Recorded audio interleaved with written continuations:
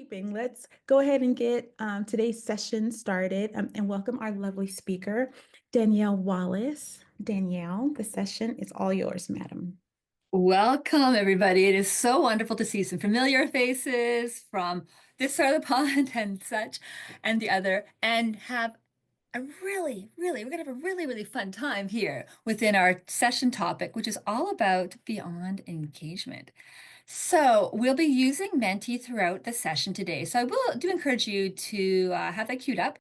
The code is 72246845. We will be getting to that. But engagement, this felt like it was the yardstick for which we're measuring learning solutions from, but maybe I caution to say otherwise.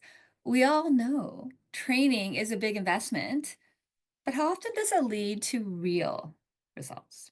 So today, we're going to go beyond engagement to focus on effective learning that truly drives performance. So as mentioned before I introduce myself, would love you to start to fill in the Menti 72246845 and share what is your biggest learning challenge. And as you do that, I'll come to who I am and what we'll be speaking about today. So again, welcome. I'm Danielle Wallace. I'm the founding partner and chief learning strategist at Beyond the Sky Custom Learning, where my team and I have the privilege of working with leading organizations across North America. But my little secret for you is that before I was in learning development, I was a marketer. So I say that, the bit of like hiding here because I'm really sorry. I'm sorry to have made you buy more Doritos, buy more Olay and Old Spice and Swiffer. I in the marketing world, I was able to use these techniques to drive not just engagement, but to drive purchase and behavior change. And that's what I'm delighted to do now that I moved over from the dark side into learning and development, where today I'm going to be sharing with you some of the techniques that go beyond even a message like in the marketing world, but to actual behavior and skill change in your learners. And let's set the stage for that to ensure that we're overcoming your biggest challenge. So again, we're using this Menti, the code's on the screen, and this 72246845 will be shown throughout today's session. It looks like from many of us that some of the challenges that we have within our learning solutions are time constraints. Yes, this continues to be probably the number one driver I see, followed by the difficulty connecting the learning to the performance outcomes. This is key. And as you have further thoughts and ideas about this, feel free to put them into the chat. But I definitely can say we'll be addressing some of these items through our session today.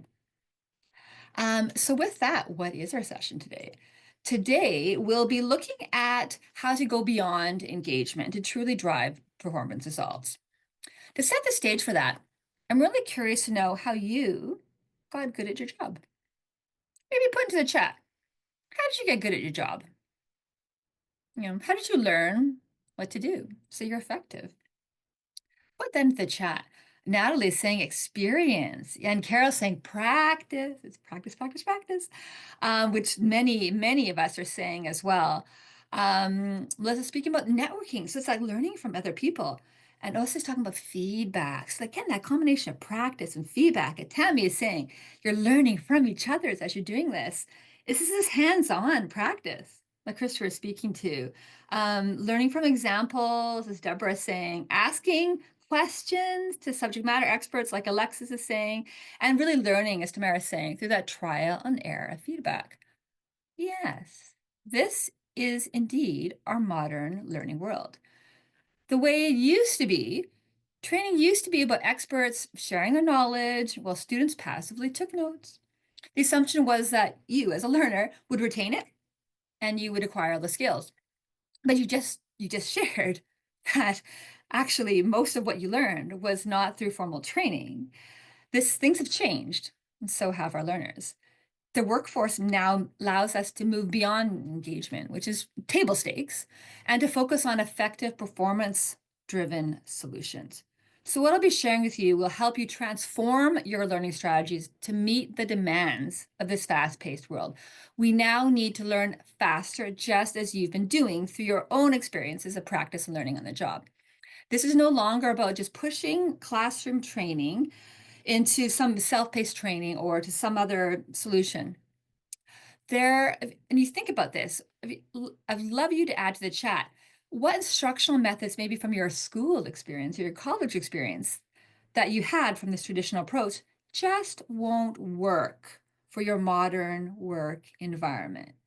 For example, I know my experience, yes, like as Betsy's saying, lecture. From my experience, lecture is not an appropriate, no, it's not an effective way of driving results. Many of us are saying lecture, or book study, as Tracy's saying. Yes, it's worked great for us in this more traditional setting, the way things used to be when we had experts espousing their knowledge or even having you read books. This doesn't work for our current age. All of self-study.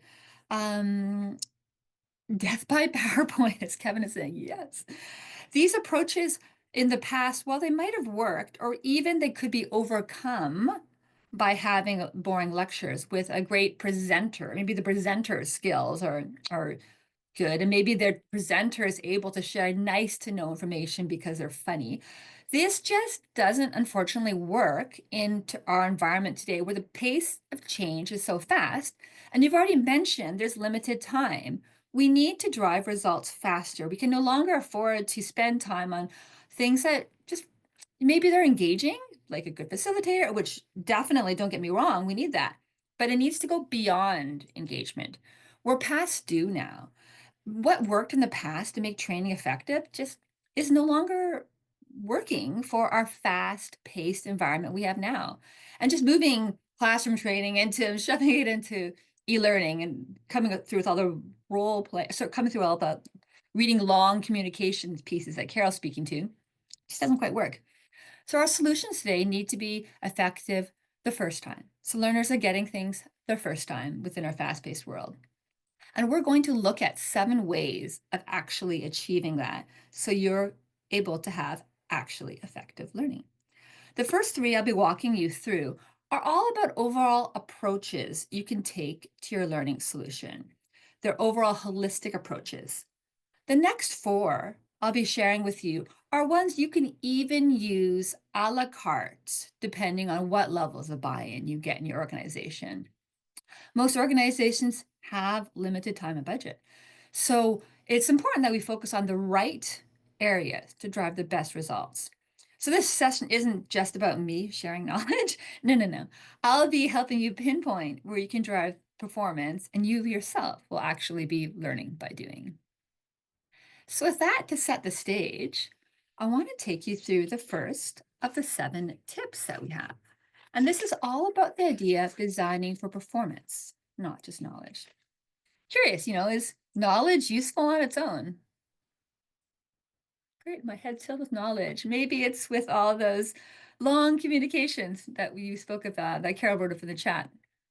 Usually knowledge on its own is not for the sake of knowledge. It's all about how it's applied. So to make learning truly effective, we need to focus on designing for performance, not just sharing information. I'm going to share with you a before example of a course. So this is a typical course that you might see within any learning solution that's provided by subject matter experts. And as we do that, we'll also be using the Menti. And I want you to take particular focus to think about, just for this traditional approach, how able you are to help your team members. In this case, it's the objective, to help your team members have conversations about mental illness and your confidence in doing that. And then I'll ask you the same question for the second approach. So within this, again, first traditional approach, imagine this. Imagine that you're taking a course on mental health. The objectives of the course are to distinguish between forms of mental illness in the workplace. You're a manager, so you need to have informed conversations with your team about mental illness. In this course, you will learn about what mental health is. If I was delivering this in an e-learning or in person, maybe I start by providing a definition.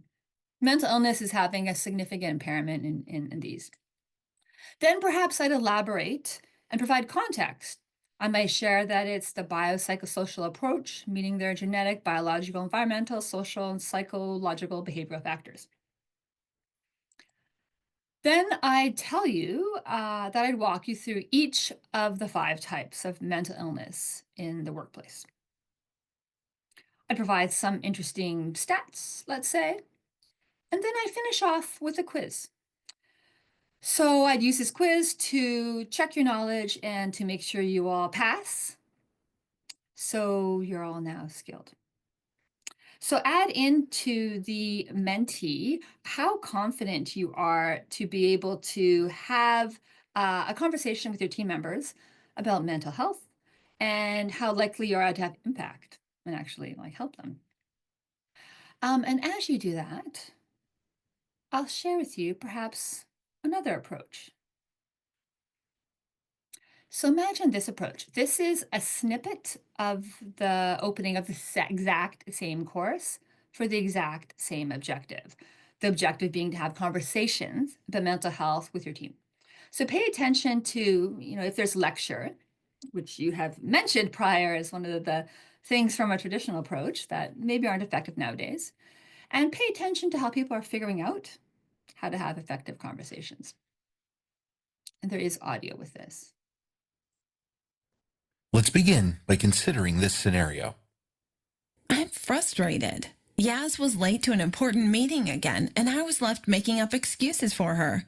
She also has had a poor attitude lately. This behavior is completely unacceptable and unprofessional and needs to stop. What would you do? Select the best response.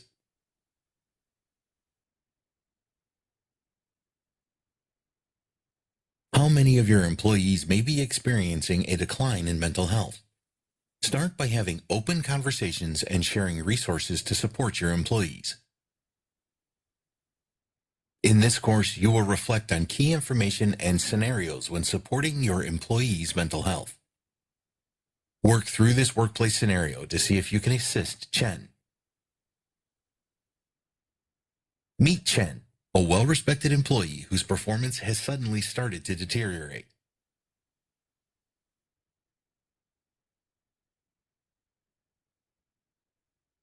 Select the approach you would like to take.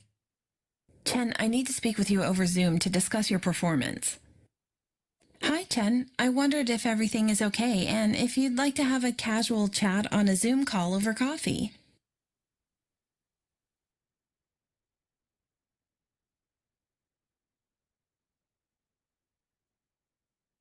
Select the option you would do next. Hi, Chen. You don't seem yourself lately, and I wondered if everything is okay. Hi, Chen. I need to talk to you about your recent attitude and declining performance.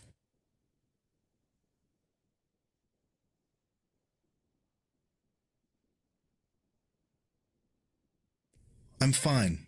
I just want to get on with my work. So if you could Thinking about the best way to respond to your employee is important. Some responses are much more effective than others. So if you could go to the mentee, again, code 72246845, love to see your thoughts on the variations between those two options. In particular, rate your confidence in having a meaningful mental health conversation with your team and its impact on the team. And then while you're using that mentee again at 72246845, would love it if you could add to the chat which method you prefer to have a conversation with your peers about mental health and why.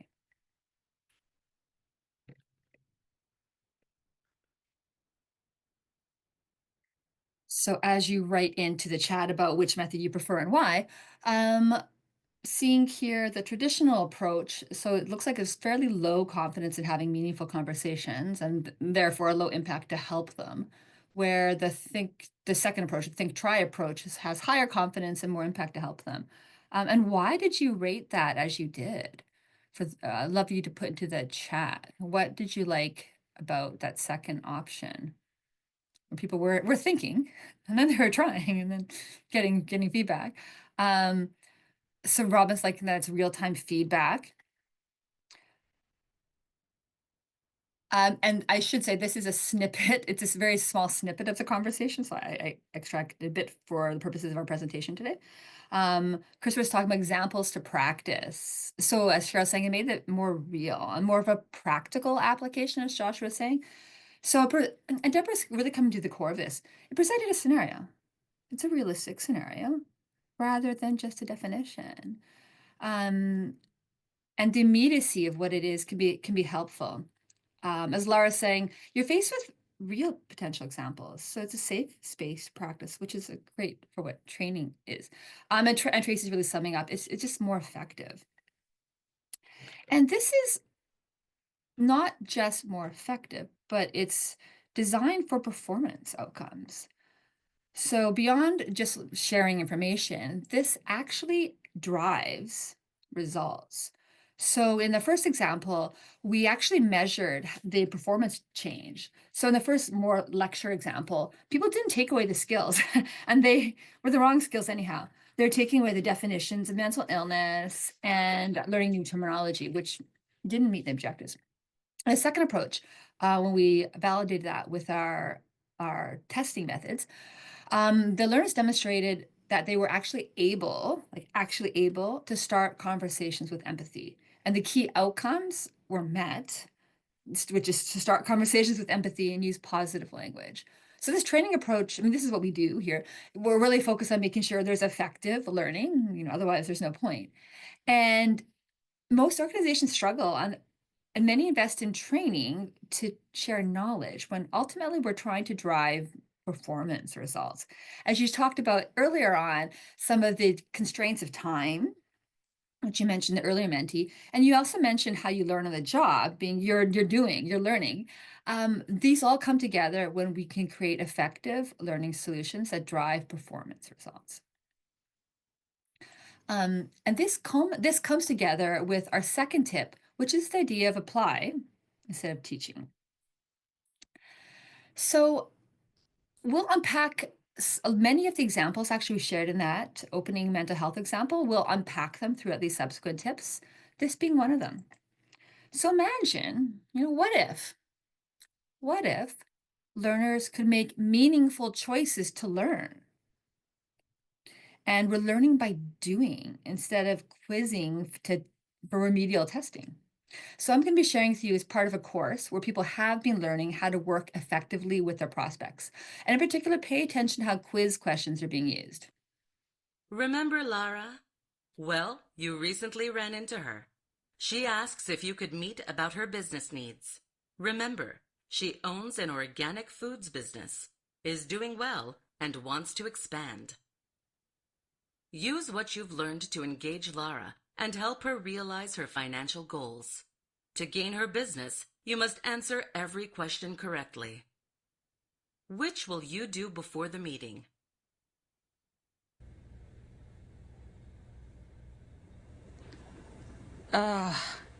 Yeah, exactly. The meetings times they had available didn't work for me. And you know what? When we spoke on the phone, I didn't feel like they were listening to me. They were already suggesting solutions before we've even met. I'm not going to attend the meeting.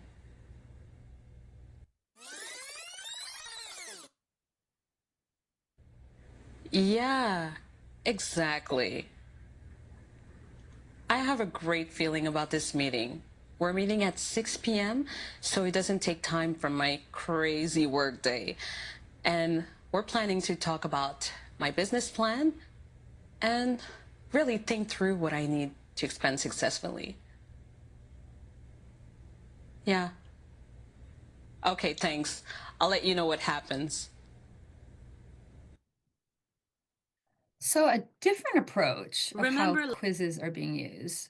Love you to put into the chat any thoughts on, in particular, on the use of how quiz questions are being used.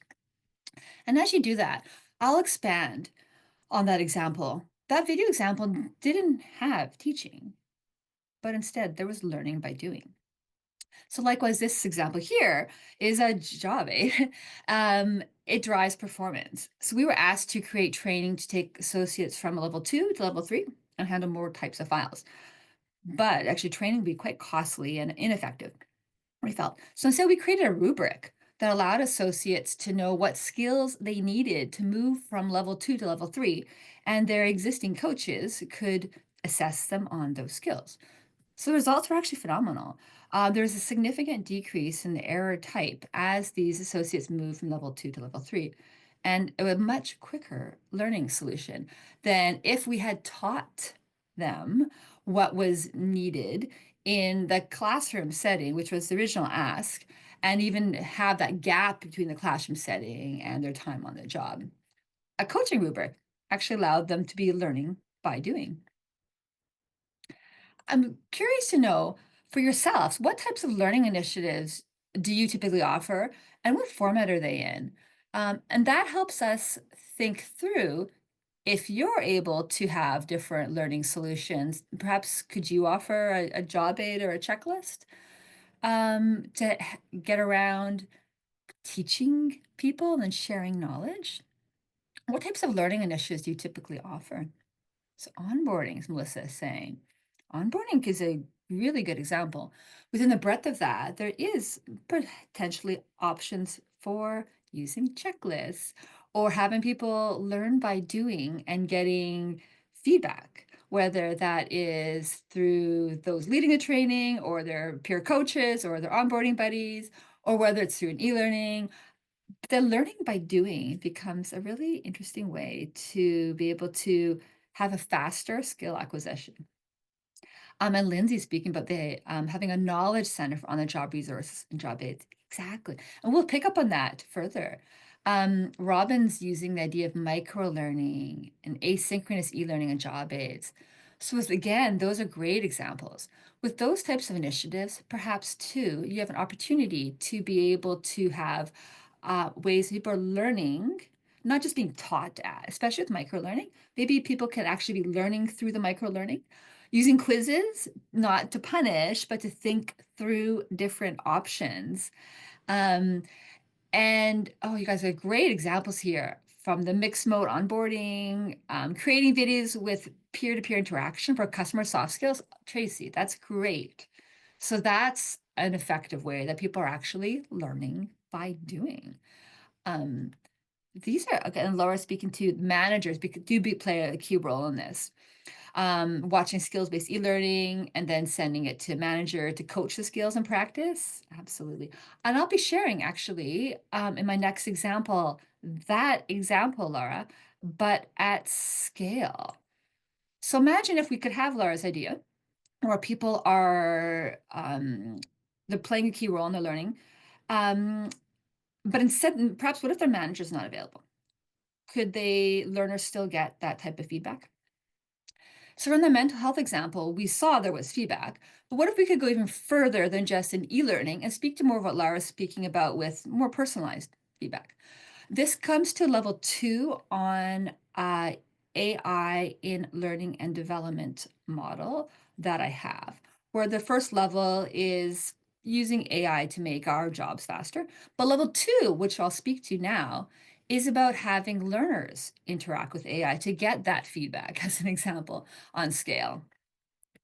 And I'm going to share an example. Maybe we'll get somebody to help out here. Casey, are you able to be a participant? Absolutely. Okay, sorry to put you on the spot here. Thanks for meeting Imagine with me. this. I know the organization is going through changes, but as a top performer, it's hard not to feel overlooked. We talked about a raise, and since then I've taken on more work. So I've been trusting you'd follow through. I'm hoping you'll keep your word. Ooh.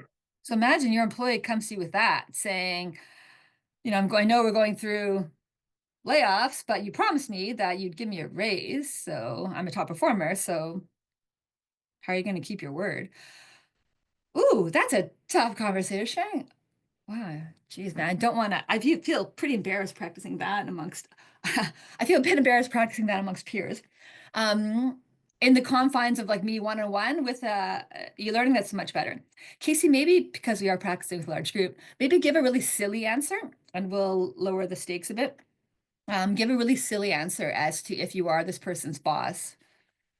What might you say back to him when he's asking for a raise, despite the fact that there's layoffs? A silly answer. Yeah, I just want to lower the pressure because it is a very difficult role play. He's stupid. Oh, no, what would you say back to him? What would you say back to him? Yeah, you can say whatever you want. I don't know what a silly answer would be. It can be any answer. Oh, deal with it. And maybe use Melissa's response. Right, deal with it. That's a very silly answer. Yeah.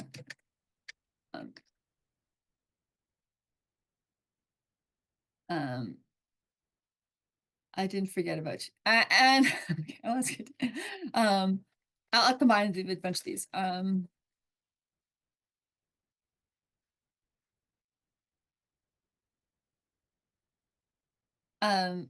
Thankfully you have a job. Oh, mine. Okay. That's what you really want to say, right? And because let's see what he says back. And he's programmed I to be understand nice. that the company is going through a challenging time, and I appreciate having a job. However, I believe it's important to discuss my concerns and contributions, especially given the changes to my role and title. I am committed to the success of our team and would like to explore how we can address my career growth and compensation in this new structure. Ooh, okay. To continue on from a silly response, what might you say back?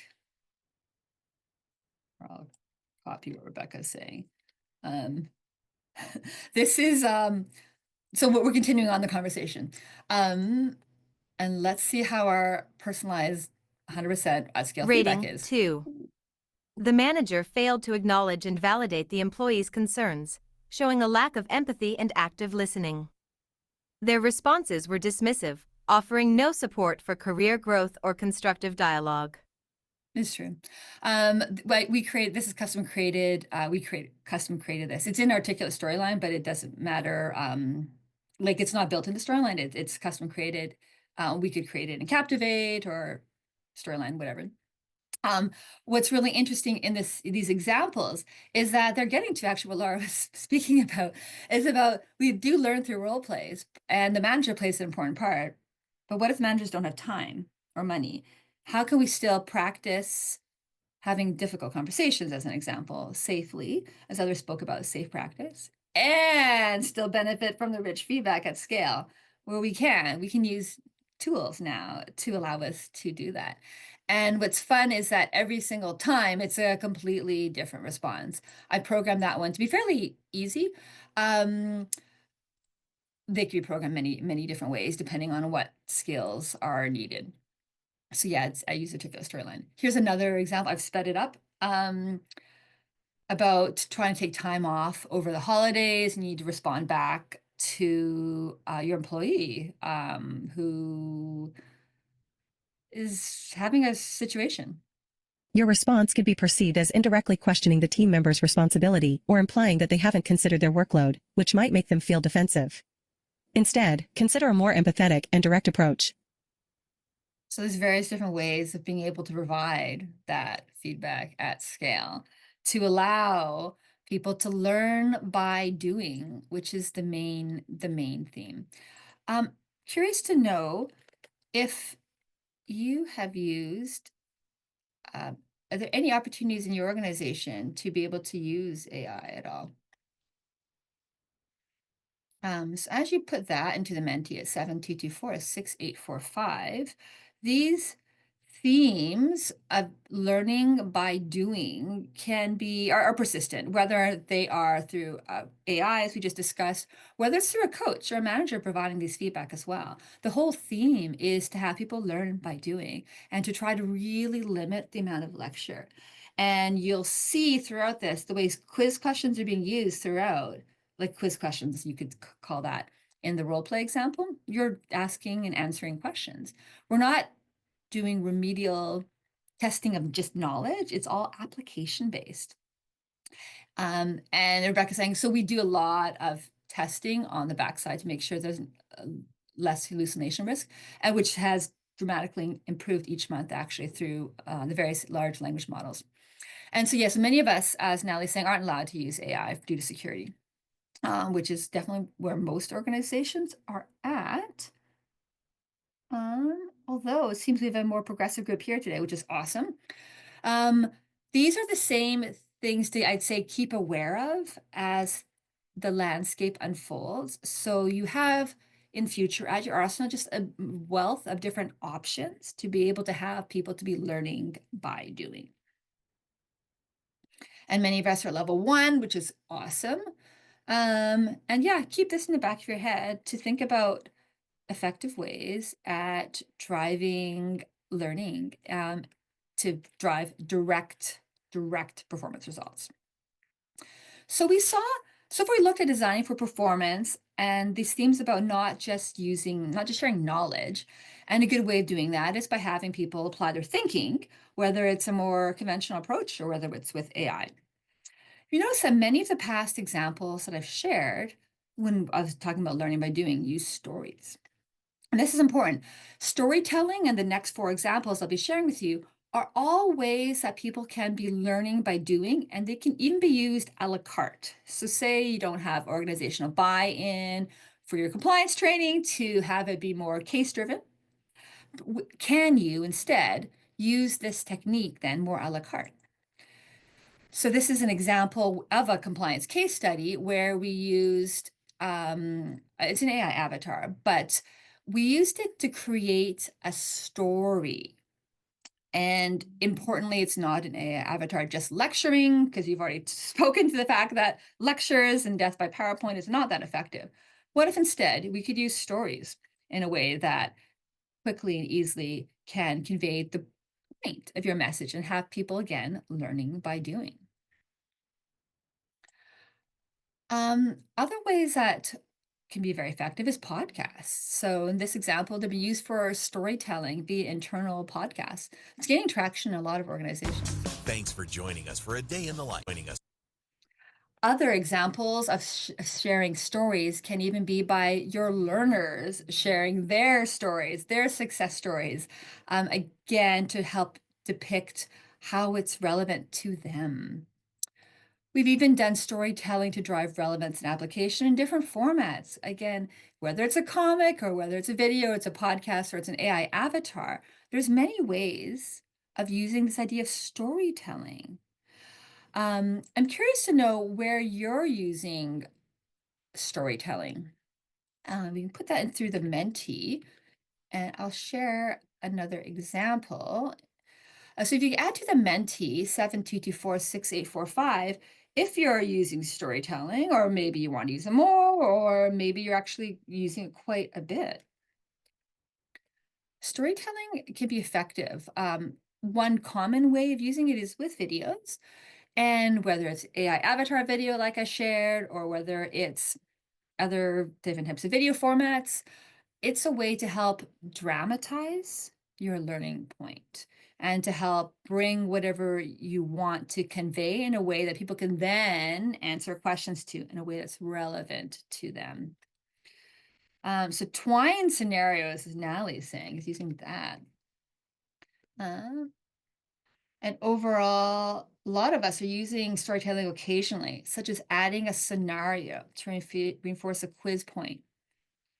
I would encourage all of you to try to use this technique a la carte to be able to definitely use it within, quiz questions. But can you think of it potentially as a way to drive the essence of your learning? Is there a way that you could use it to bookend your learning experience?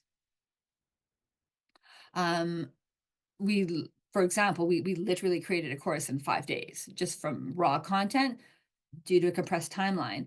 And we added a story to bookend the beginning and the opening closing story, even within that tight constraint. So people understood from the start why it was relevant to them.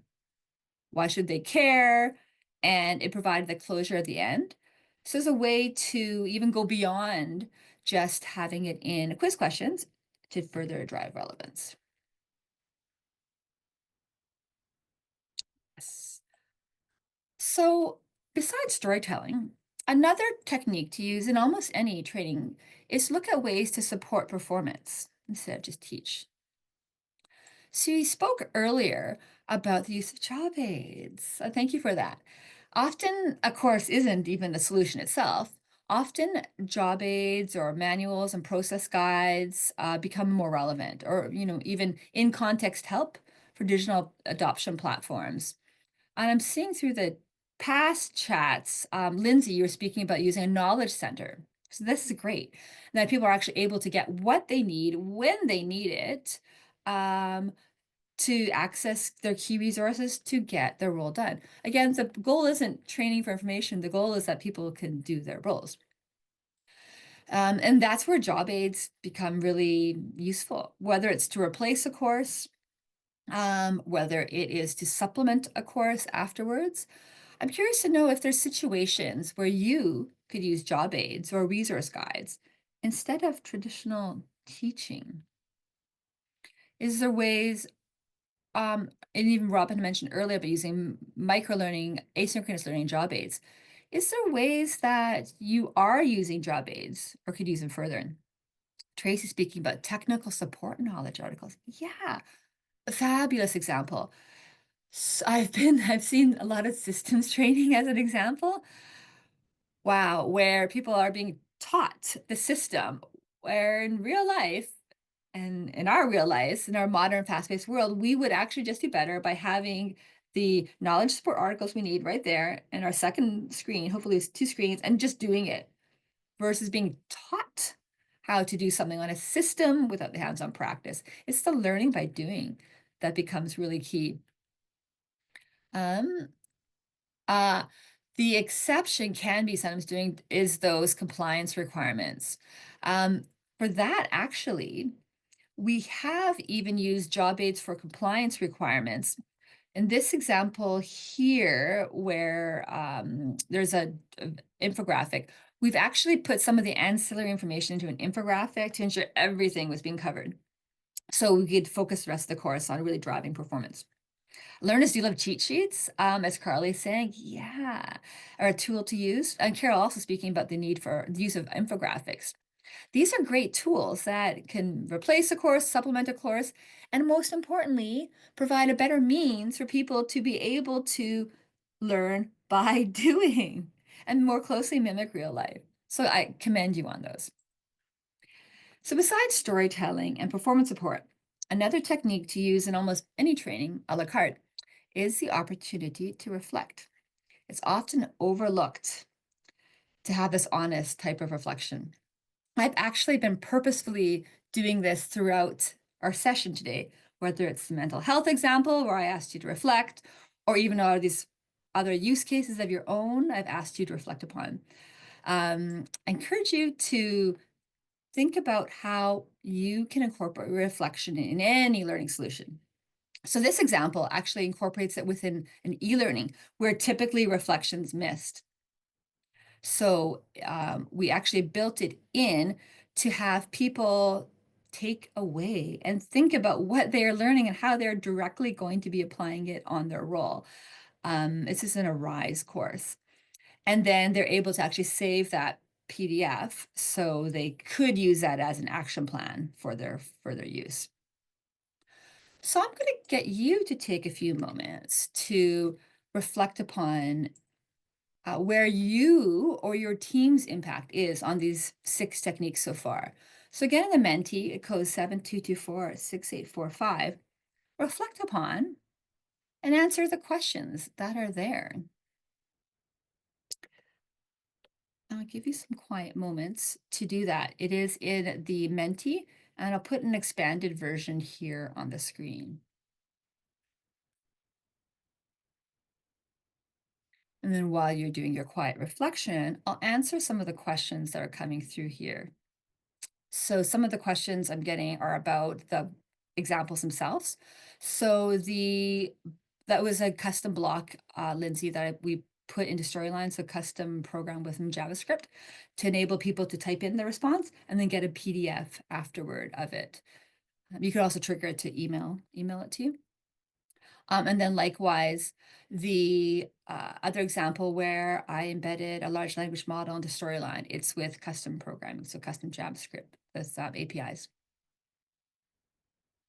So all this is in the pursuit of people learning by doing and trying to minimize the amount of lecture.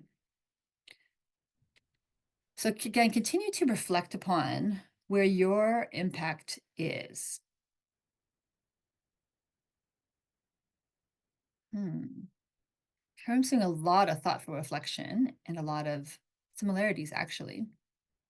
Whether there's opportunity to apply, to focus on skills versus knowledge, our first tip, using quiz questions for learning by doing rather than assessing knowledge, providing personal feedback, using storytelling,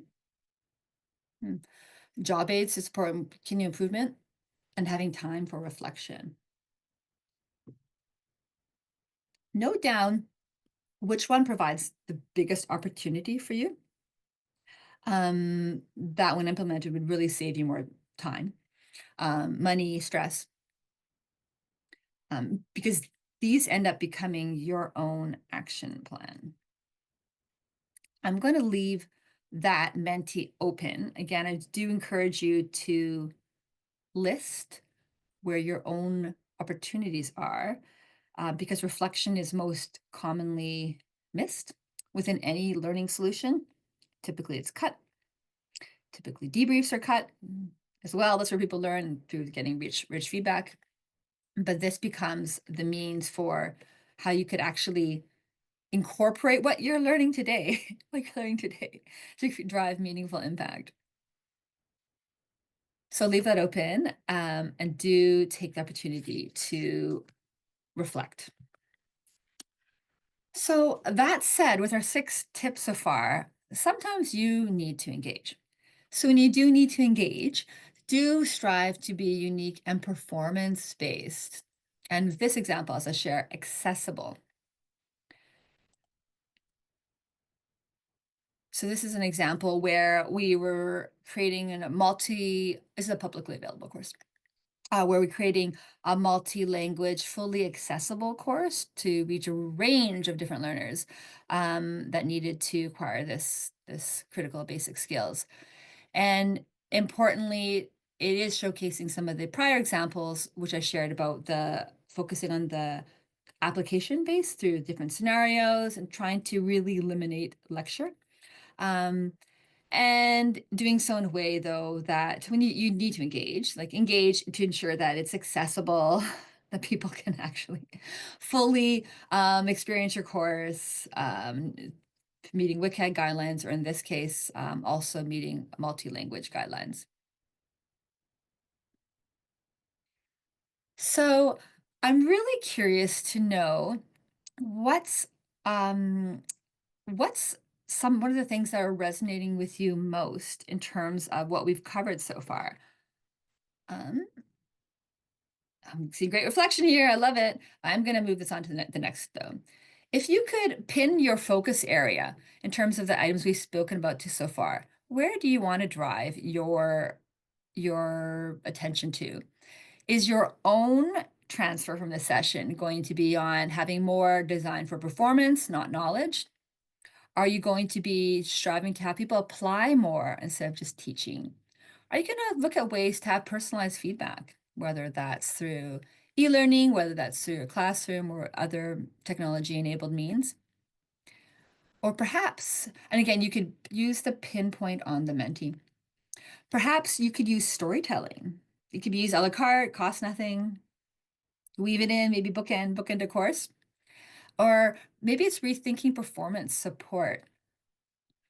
Or opportunities to reflect, as Tracy is saying. How can we weave the reflection so our learners can actually have the space and time to take away the materials, like take away the whole performance outcome, that's the point. Or when we do need to engage, maybe being mindful of engaging for the learning experience. So Eric also saying about designing for performance, not just knowledge, and using storytelling. That's one of the key things. And I love for others to continue to add on to the Menti, and then we'll be expanding upon that in the chat shortly. it looks like in general, we have as more of a practical takeaway on mass is this idea of being able to apply, not just teach. If we can collectively make that as an impact within the learning solutions under our scope, we will make an enormous difference in having people acquire skills faster in a way that reflects our modern workforce and a way that reflects and respects what they already know. So I'd love you to add to the further expand upon that into the chat. What's one thing you want to remember then a year from now based on this? So when I see you at the next event, or when I see you at another ELB amazing webinar, I'll ask you, how is it going, Betsy, to be able to apply, not just teach the information? Would love you to put into the chat. And again, this is actually deliberate because your practical reflection on your unique application is actually what's driving retention for this. So add to the chat what you want people to be doing. Maybe it's supporting performance. So that mind shift change is support performance, which does come with educating, working with subject matter experts to be performance driven, get it. But unless it's saying it's about performance, not knowledge. It's about and really, the importance of applying that concept. Maribel, speaking about supporting learning, that's what and Maribel, that's kind of what our roles are. And yet, you think you've hit it because we forget that when we give them the day-to-day and there's content driven, we're subjected to this more of a content-driven approach when ultimately we're not about driving content. We're driving whatever the performance outcome is that content meets. Oh, Melissa, I'm glad that you're getting some good takeaway from this. And Michelle, using storytelling to hook the learners, to help them relate and reflect, these become really key to their learning transfer and being able to drive that performance on the role. I love the idea of using job aids more. So again, a lower cost solution and to have focus on that design on it. I love this. So as Carol speaks about bringing it on, so much to learn. On that note, there is some free resources to help you keep learning about this topic. There's an infographic summary and checklist at the first QR code that's listed there. That allows you to be able to get the quick takeaway, the job aid, practical application checklist, the checklist, which we spoke about, so you can apply these to your work. And then secondly, I'm diving deeper into this area with a free webinar on May 8th about 5 costly training mistakes and then how to fix them. So we'd love to see you there. I'm gonna put these into the chat. And oh, whoa, that was look at that. Be thankful you have a job. That was, my Mendy's not working. That was the quiz question when I asked for feedback. I will put into the chat, once I get the correct link, the session on May 8th, as well as infographic summary. And then I'll re-loop back to your key takeaways. So last I want to say in terms of this, collectively, I'm seeing throughout your feedback, we overall have a need and opportunity to support application, as Donna is saying. I think that sums it up. So I'll close with that. I'll close with what Donna is saying. Our role within learning development as professionals is to support application, this transfer of knowledge on the job. All right, it isn't just about sharing knowledge, it's about the performance outcomes. And there's techniques we can use, specifically these 7 that we can use to support that. I want to thank everybody for your fantastic participation and engagement. I've really enjoyed this. I'm going to be closing out the session and then staying on to answer any questions. So I want to give everybody a big thank you for your time and the fabulous engagement. And keep on learning. Keep applying this to your own solutions to drive fabulous, fabulous results. Thank you so much. Thank you so much, Danielle. We do have a few questions that popped in the Q&A section throughout the course of your presentation. So if we don't mind going back a bit, Yes. and I fear I'm going to mispronounce this name, but it's Mizanur asked, do you consider that AI is negatively affecting the mental health of the majority of the workforces? Great question. So, well, I'm not a mental health expert, but I do know we work with a number of organizations who they themselves are experts and they're creating a lot of learning in the space. I do know that they are weighing, there's definitely positives and there's definitely negatives on that. So they're carefully weighing those and making considerations while they consider who their audience is, like whether they're workers, whether they're students, whether like who their audience is, and then how they're using AI. So that I know there's like a lot of active work done in that space. Awesome. Another question we got from Cheryl. She asked, how do you use this idea with topics that are about knowledge and not application? For instance, Yeah. the company's terminology for a clerk or customer service person. Yeah, so that's a great question. So terminology. So terminology is to enable something. People don't use terminology just for the sake of terminology. And I'm going to set aside compliance courses, which I'll speak to. So from a terminology standpoint, people need to say I'm a customer service representative, and there is terminology I need to use to do my job. Um, some quicker ways of enabling that is two that come to mind. One is you still could do a scenario where people are using this terminology in context because terms are used not just on their own, they're actually used for a reason. One would be that. And then secondly, if you have to have people just learn terms for the sake of terms, definitely some faster ways of doing that is flashcards or the electronic version of flashcards.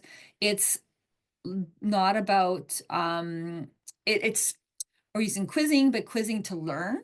So I would, if I had to create e-learning on that and I couldn't do flashcards or electronic flashcards, I would have intentionally create a safe space, a safe scenario or a game that will allow people to just to try to memorize these terms.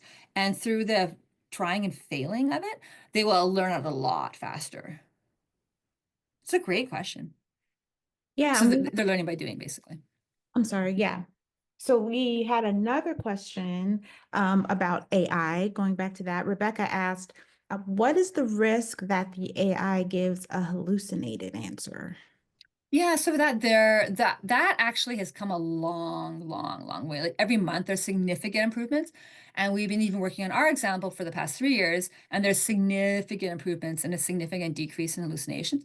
That's done by the large language models overall, so that's good.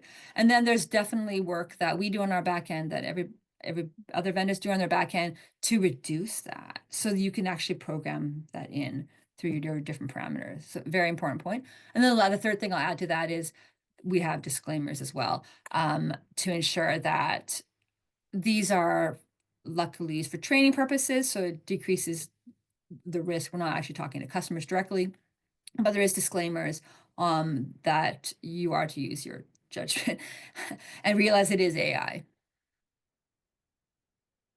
Okay, well, actually, two more quick questions.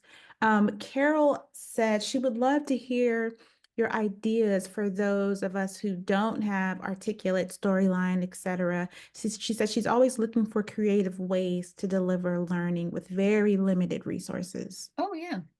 So even even the point of the activities I'm sharing is they're tool agnostic. So you could still achieve the same outcome, again, thinking on the fly, even if you had a PDF with, even if you had a PDF, okay?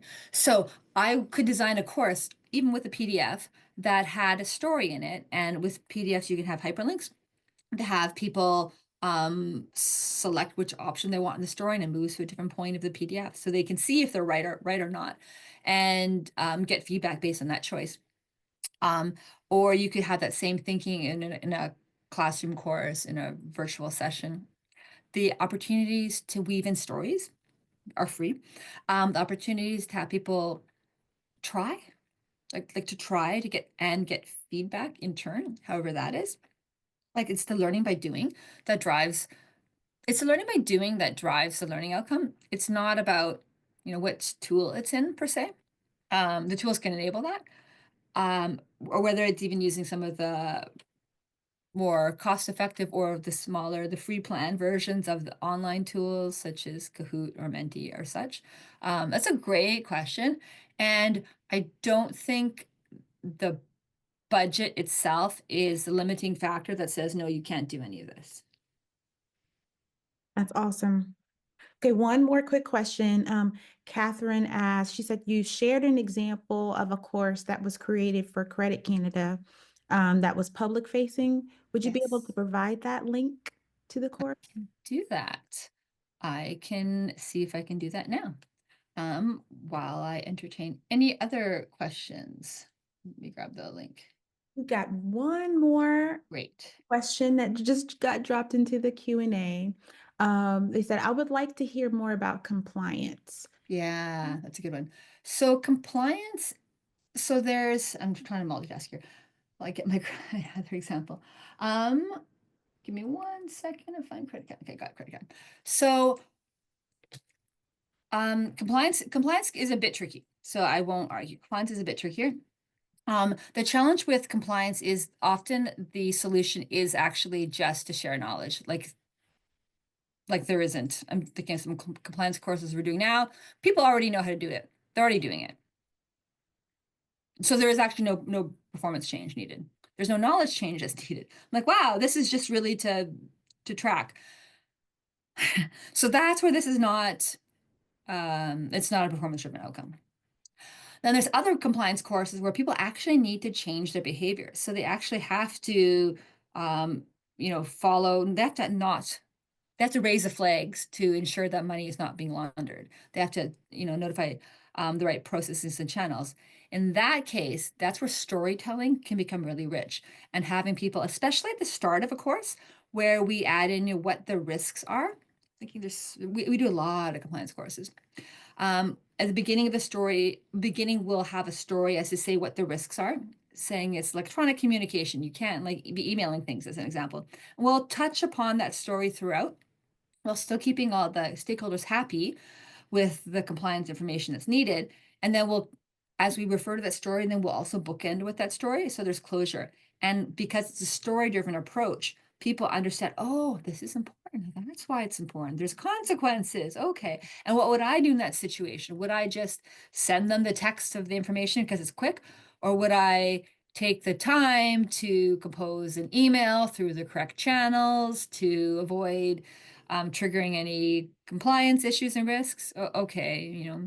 It allows people to think through what they would do and drives the actual performance. It's a great question. So the second part to that question, she said, many of our regulatory drivers only require level 1 awareness for training, and this seems to really be driving toward level 3 performance training. How do you justify the extra development costs to management when only level 1 is required? Yeah, it comes to what the goal is. So in the very first example I shared, where people are actually doing it already, there's no there's no need to have performance change because people are doing it already. Then you wouldn't, because there's no need. There's no change of performance that's needed.